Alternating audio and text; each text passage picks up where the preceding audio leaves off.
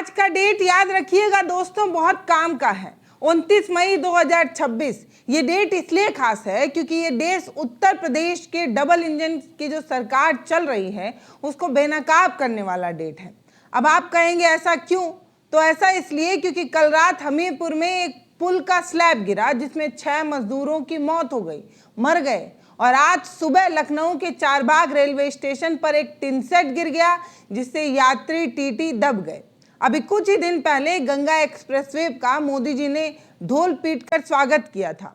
अब उनकी दरारों की तस्वीरें जो हैं वो सामने आ रही हैं। वो एक्सप्रेसवे जो भव्य और दिव्य है, उस एक्सप्रेसवे में दरारें हैं, इसकी विजुअल, इसकी तस्वीरें सामने आ रही हैं। अब बताइए, ये कोई प्राकृतिक आपदा है या ये भ्रष्टाचार, लापरवाही और घटिया निर्माण का नतीजा?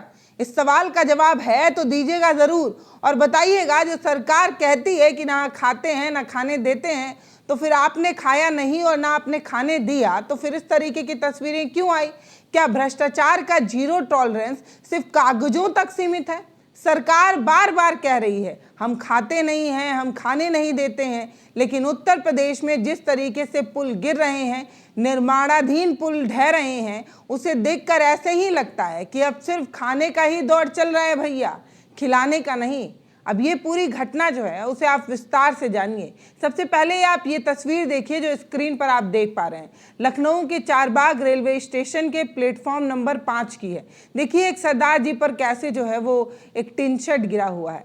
पूरा टिन शेड अचानक से भरभरा कर गिर जाता है। 2 आम यात्री और एक टीटी उसमें दब जाते हैं, उसके नीचे दब जाते हैं। वीडियो में आप देख रहे होंगे कि लोग चीख रहे हैं, कोई अपना हाथ पैर निकालने की कोशिश कर रहा है। जो टिन सेट अभी बना था वो एक हल्की सी आंधी भी झेल नहीं पाया। किस दोयम दर्जे का खराब तरीके का ये टिन सेट था कि एक मामूली सी आंधी को बर्दाश्त नहीं कर पाया। उत्तर रेलवे ने इस मामले में अब तक साइड इंजीनियर को सस्पेंड कर दिया है, एजेंसी पर जुर्माना लगा दिया है और एक हाई लेवल जांच कमेटी बना दी गई है। सुनकर ऐसे ही लगता है कि भाई साहब सरकार ने तो बहुत बड़ी कार्रवाई कर दी। देखिए एक टिन सेट गिरा, सस्पेंशन हो गया, कार्रवाई हो गई, कमेटी बना दी गई। बाप रे, सरकार कितना बड़ा काम कर रही है। अरे भाई ये रोज का नाटक है, ये रोज का ड्रामा हो चुका है। हर बार कोई सेट गिर जाता है, कोई पुल गिर जाता है, कोई सड़क धंस जाती है और एक जांच कमेटी बना दी जाती है, सस्पेंड किया जाता है, जुर्माना लगाया जाता है और फिर वही एजेंसी अगले टेंडर में हिस्सा ले लेती है। अब बताइए ऐसा क्यों? जब ये इतने खराब खराब एकदम बकवास पुल बना रहे हैं तो अगले टेंडर में ये फिर से किस मुंह से आ रहे हैं? और अगर आ भी जा रहे हैं तो फिर दोबारा टेंडर इन्हें कैसे मिल जा रहा है? ये सवाल क्यों ना पूछा जाए? क्योंकि ठेकेदार भाई भतीजावाद का एक जीता जागता उदाहरण है। क्योंकि कमीशन 40% कटता है, इसीलिए घटिया माल बनाया और लगाया जाता है। जिस स्टेशन पर रोज हजारों यात्री आते जाते हों, उनकी सुरक्षा का कोई हाल नहीं है। आप सोचिए कि जहां पर यात्रियों का तांता लगा हुआ हो वहां पर सुरक्षा को ध्यान में रखकर चीजें बनाई जाएंगी या नहीं? सोचिए, सोच रहे हैं आप कि नहीं?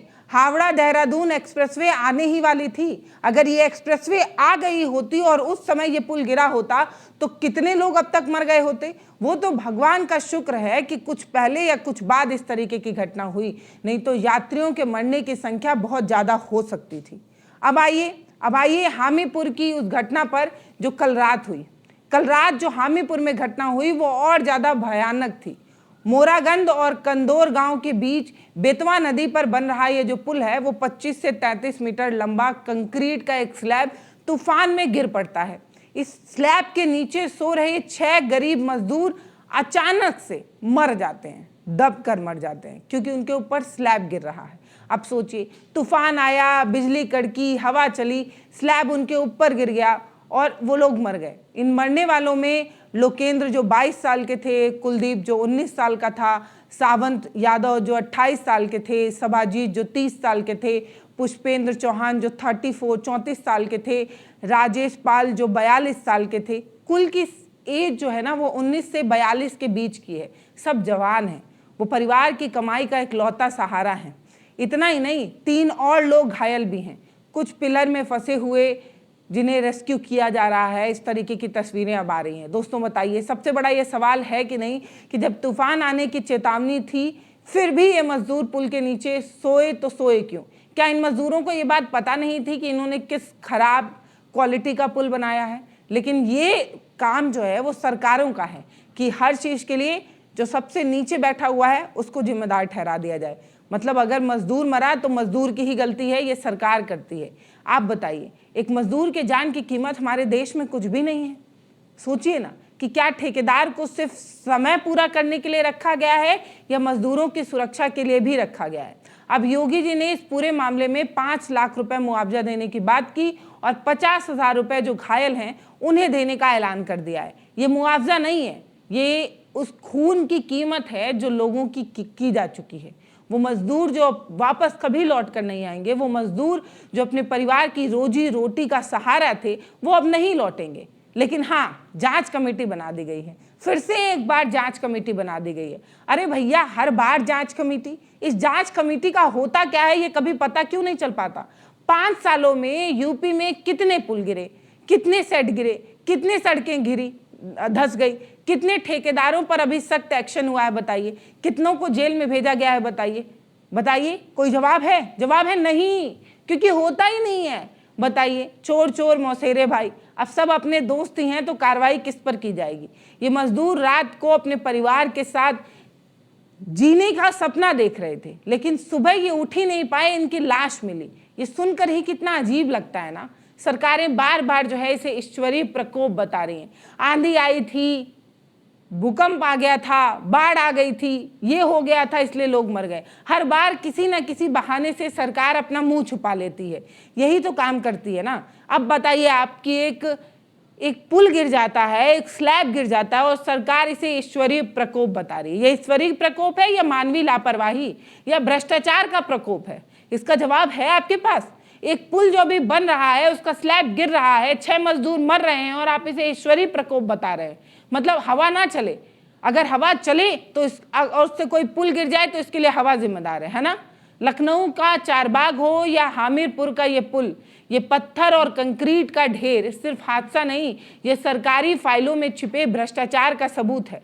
हामिरपुर में मजदूरों की मौत हुई, उनके परिवार का क्या होगा सरकार ये समझ पा रही है? सरकार के बड़े बड़े विज्ञापनों में बार बार वर्ल्ड क्लास सुविधा दिखाने की कोशिश होती है, लेकिन हकीकत में नींव जो है वो रेत की तरह गिरे जा रहे हैं। क्या यही है विकास?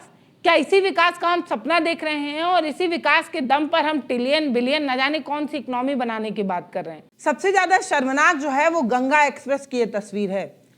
584 किलोमीटर लंबा 47,350 करोड़ रुपए का ये प्रोजेक्ट, जिससे अप्रैल 2026 में मोदी जी ने एक शानदार उद्घाटन करते हुए तमाम तस्वीरों के साथ इसका उद्घाटन किया था। ये पुल, पता है, इस पुल का 80% हिस्सा अडानी जी ने बनाया है। जब ये पुल बना तो दावा किया गया था कि ये पुल बहुत ही मजबूत है, भूकंप का भी कोई असर इस पर नहीं दिखेगा, भूकंप भी इसका कुछ नहीं बिगाड़ पाएगा। 100 मिलीमीटर मोटी जो है वो डंपर बिछाई गई है। 14.83 लाख टन सीमेंट इसमें लगाया गया है। इसके अलावा 2.78 लाख टन लोहा इसमें लगाया गया है। ले देकर ये जो पुल है वो, ये जो भी रोड है वो बहुत भव्य है, दिव्य है, इस तरीके की बात कही गई थी। लेकिन हुआ क्या? उद्घाटन के 1 महीने के अंदर एक वीडियो सामने आता है जो ट्रक ड्राइवर द्वारा बनाया गया है। बुनेदा के पास इन सड़कों में दरारें आ चुकी हैं, वो सड़क धंस रही हैं, सड़कें फट गई हैं, 1 हफ्ते में ही परतें उखड़ने लगी हैं। अब बताइए, इस रोड पर चलना आम लोगों के बस की बात नहीं है। 1800 रुपए एक तरफ का, और अगर आप वापस आते हैं तो 3600 रुपए आपको देना पड़ता है। क्या गरीब इस सड़क पर कभी चल पाएगा? ये एक्सप्रेसवे बनाई किसके लिए गई है? अडानी जी के लिए? अगर अडानी जी के लिए बनी है तो भी उन्होंने बहुत घटिया मटेरियल इसमें लगाया है, जो तस्वीरों में आप देख पा रहे होंगे।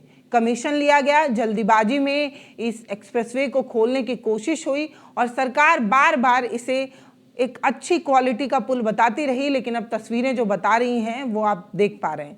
कहते हैं कि तस्वीरें झूठ नहीं बोलती, तो तस्वीरें देख लीजिए, तस्वीरें क्या कह रही हैं। सरकार कह रही है कि ये डिफेक्ट लाइबिलिटी पीरियड में है, मतलब 5 साल बाद इसे ठीक कराया जाएगा, अभी जैसा है उसी हाल में स्वीकार किया जाए। पहले जनता की गाड़ी उछलती रहे, एक्सीडेंट हो, जब वो मर जाए फिर ठीक करा लिया जाएगा। ये वही सरकार है जो कहती है कि इनके पास वर्ल्ड क्लास इंफ्रास्ट्रक्चर है। समझ रहे हैं? ये विश्व स्तरीय नहीं बल्कि ये घूस स्तरीय एक इंफ्रास्ट्रक्चर है जो तस्वीरें बता रही हैं। गंगा एक्सप्रेसवे को यूपी की लाइफलाइन बताया जाता है। ये एक्सप्रेसवे कितना महत्वपूर्ण है ये बताने की जरूरत नहीं, वहां से आने वाली ये जो तस्वीरें हैं आप देखिए इन तस्वीरों को ध्यान से। शिकायत कुछ और है, कहानी कुछ और बता रही है। गुणवत्ता के नाम पर जो घोलमेल किया गया है ना, उस पर अब सरकार की जो खामोशी है, सवाल उनसे भी पूछा जा रहा है कि ये खामोशी क्यों है। तो हमने भैया इस वीडियो में आपको 3 घटनाएं बता दी। ऐसा नहीं है कि अभी तक सिर्फ ऐसी 3 घटनाएं हैं, कोई अकेली 3 घटनाएं हुई हैं। कोटा में अंडरपास धस जाता है, हैदराबाद में नया टर्मिनल का छत जो है वो गिर जाता है, बिहार यूपी में पुल के गिरने का सिलसिला गिनने लायक नहीं है, इतने पुल गिरते हैं। अब बताइए, पूरे देश में एक ही पैटर्न है, तेजी से काम कराओ, घटिया क्वालिटी इस्तेमाल करो, भारी कमीशन का बंदरबाट करो। मतलब ये जो कमीशन खोरी है जिसके चक्कर में जो जनता का पैसा है वो कितना बर्बाद हो रहा है। योगी जी आप बोलते हैं कि आप बुलडोजर बाबा है ना, कम से कम आपको इस नाम से बुलाया जाता है। बताइए कितने ठेकेदारों पर अब तक बुलडोजर चला, और अगर नहीं चला तो क्यों नहीं चला।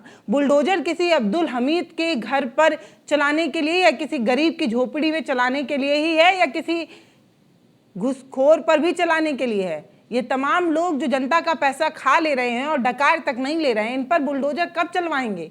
योगी जी से रिक्वेस्ट है कि इन तमाम लोगों को ढूंढा जाए। इसके अलावा मोदी जी कहते हैं कि विकास जो है वो 47 तक देखने को मिलेगा, लेकिन अभी 2026 चल रहा है, तो अभी आप मर जाइए। 47 में हम विकास कर देंगे, 47 में भारत जो है वो विकसित बन जाएगा।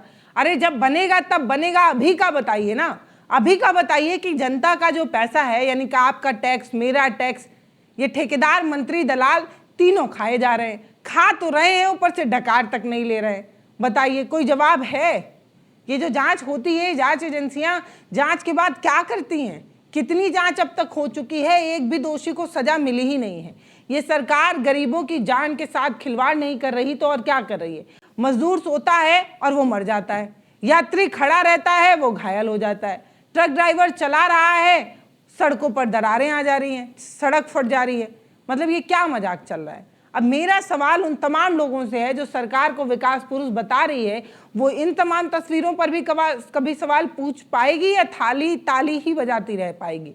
सरकार को समझना होगा कि विकास से बड़े बड़े पुल और एक्सप्रेसवे बनाने से नहीं होता, उसे सुरक्षित बनाए रखने से भी होता है।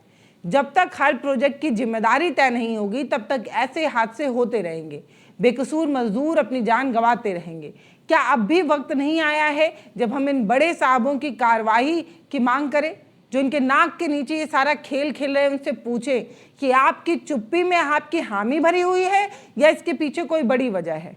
ये सवाल हम इसलिए पूछेंगे क्योंकि ये टैक्स का पैसा हमारा है, हम बहुत मेहनत करते हैं, उसके बाद हम कमाते हैं, और जो कमाते हैं उसमें से बहुत बड़ा हिस्सा या उस समाज को हम समर्पित करते हैं, सरकार को टैक्स के रूप में देते हैं। इसलिए नहीं कि इस तरीके के हादसे हो जाएं, कभी सड़क फट जाए, कभी पुल टूट जाए, और कभी जब हम अपने सफ़र पर निकले हों तो किसी हादसे का शिकार हो जाए। इस तरीके की तस्वीर स्वीकार्य नहीं है, इसे बर्दाश्त नहीं किया जा सकता। फिलहाल इस वीडियो पर आपकी जो राय है वो कमेंट सेक्शन में बताइएगा। नमस्ते, मैं पल्लवी हूँ, आप भारत एक नई सोच देख रहे हैं। बहुत धन्यवाद।